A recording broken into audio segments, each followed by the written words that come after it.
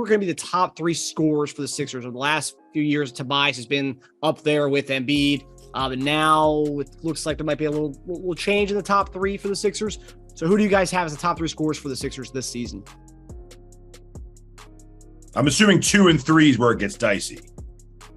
Yeah. Yes. 1 is going to be Joel. 2 is not going to be James. Ooh, getting spicy already. It's not going to be James. It's all making sense to me after watching James in the preseason. Why he and Doc had that conversation. It makes sense now.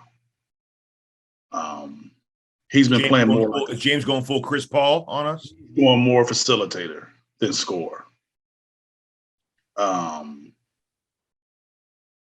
So that leads me to think that I don't even think his volume would be enough to score second on this team.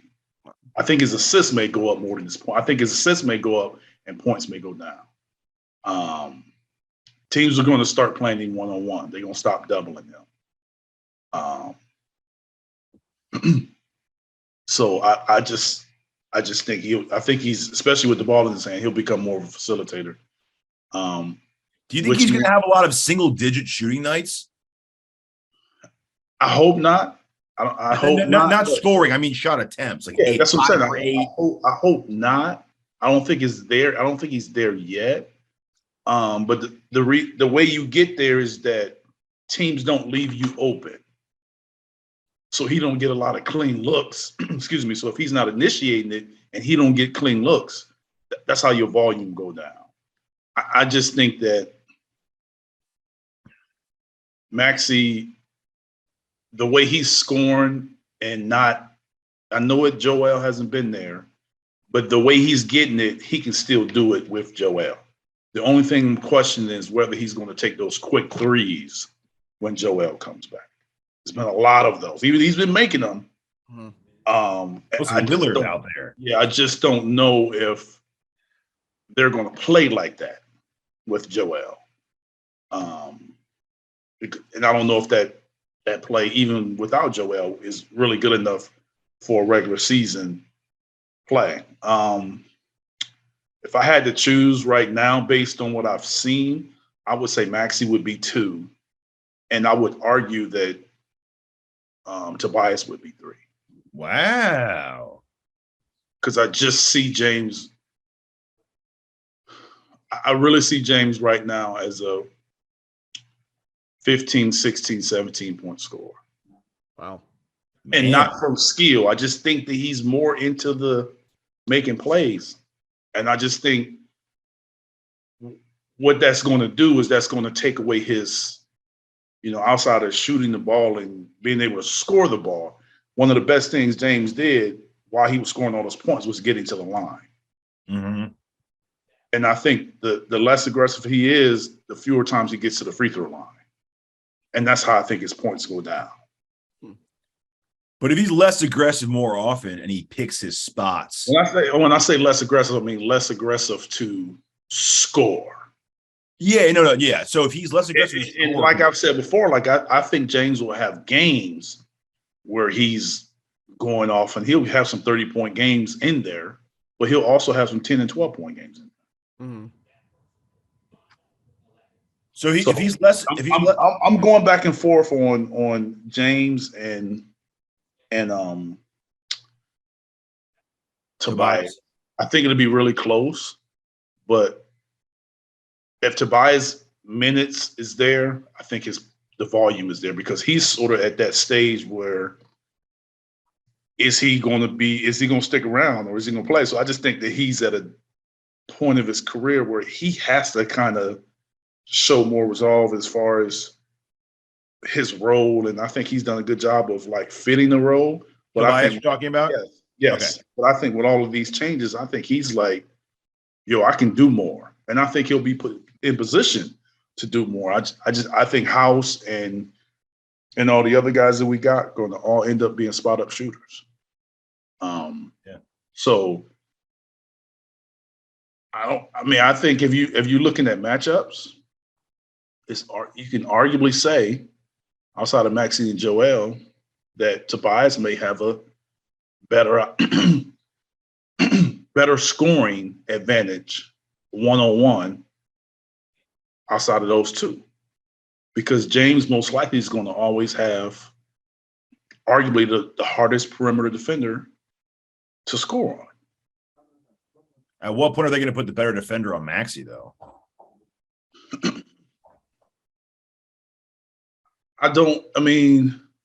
How long does because Harden's got the name and the career to warrant the better defender? Yeah, he has that, but sometimes you know it's like excuse me, playing against the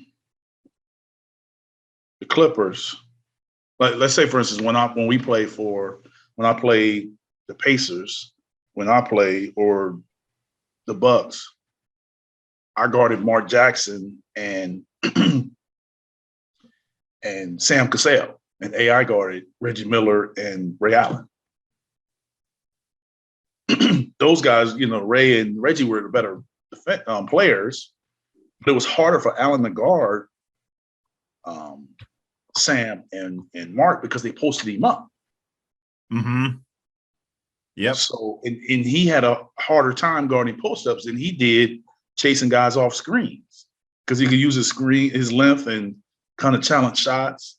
So that's what I'm saying. Like the way Maxey's kind of getting his buckets, it isn't really, no matter who you have on him, kind of the way he's getting them is different because it's not like set plays. It's like transition, pull up J's, you know, swing, the ball's change size and there's like a rotation and he's there. So it's not like they're coming down. And once he gets the ball, he just darts. Yeah, so I think when they get to the point where they're coming down and he's getting volume as far as they're calling plays for him, he's bringing the ball up the court, he's going to pick and roll. But right now, and like I said, we haven't really seen the full unit for a while. Mm-hmm. But until he's doing that, I don't think teams will do it.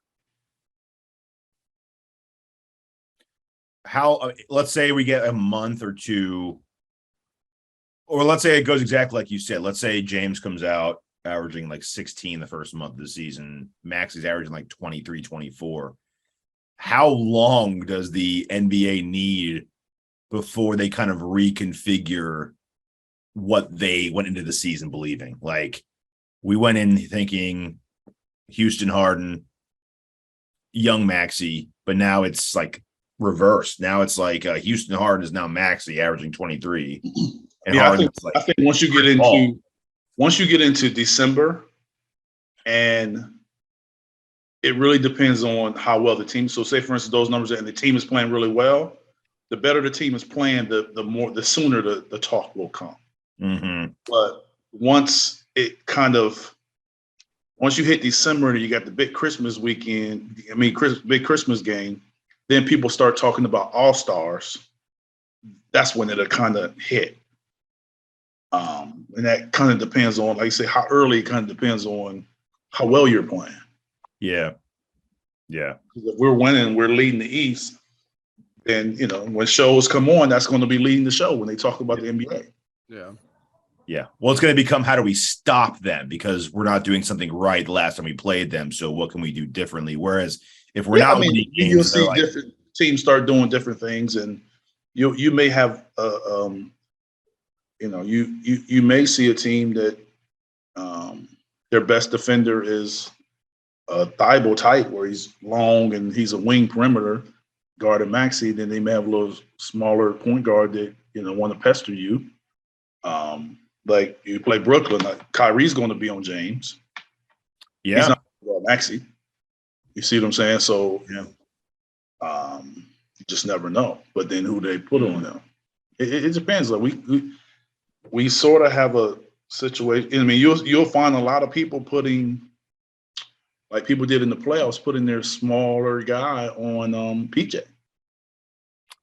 Yeah, and their weakest defender too. Yeah. Just stick him in the corner and let him, hang by PJ. You're gonna just, you got to box him out, which Mm-hmm. PJ's done a good job of adjusting. That's why he's kind of changed that and added that to his career, his game, because people were putting smaller guys on him. He's gotten craftier around the rim for sure. Yeah. Yeah, it's interesting. It's I mean, I agree. I'll do my top three scorers. I do want to say though, just sorry to go back to the Harden thing one more time. If Harden, not to say he's playing possum, but in that conversation with Doc did reemphasize you are two. So I have a feeling that it won't go too low in the points per game because Doc's going to have no problem repeating, I need you to be aggressive now. Like you need to do it in the next 2 minutes. I need Houston Harden now. It's like pressing a button. So I don't think it'll go too far down. I don't think it'll be as low as 15. Harden, I mean, Embiid's number one. So let's just 2 and 3. Yeah, it was tough for me too. I'm gonna go. I think all three of those guys are gonna be so close. Embiid, I mean Harris, Maxey, and Harden. I'm gonna go Harden and Maxey. But it's like Embiid high 20s. Harden and Maxey will probably be separated by a point. It's a good problem to have, though. I really don't even care who's edging the other guy out. If they're combined averaging around 40 plus, those two guys, then that's great. If Harris, Maxey, and Harden are close to averaging like 60 plus, then man, we're gonna win a lot of games in the regular season. What it I should know that's my young fella. CJ average in Portland. Well, like when he was a young buck? No, when he was sort of his top years. I want to say low 20s. Probably 23. It's just my yeah, so year 3 is when he first started to get like serious minutes. So year 3, 20.8 points a game. Year 4, 23 points a game. Year 5, 21.4 points a game. So yeah, it's probably an average about 21, 22. Yeah, 22 looks like. Yeah, I don't see Maxey being much more than that. Yeah, that's a good scale for him. Yeah, and I think so it'll be really close. I get CJ's more craftier than Maxey, but I'd say Maxey's definitely has that more explosion to him. But I don't think he's not a better half court offensive player as CJ, but he's a better transition scorer. Mm-hmm. But I was looking at it from a scale of not being the main guy. Yeah, that's a good point. Yeah. And Portland's always had a few guys who could score on top of Lillard and CJ. So it was like the ball was getting around to a lot of people that needed shots. I think they did it that NBA survey they did with players and coaches, I think it was, or just coaches and staff or something, all NBA or something. Maxey was voted, I think 1 or 2. I think number 2 fastest player with the ball. He was top 3 fastest player with the ball. Nice.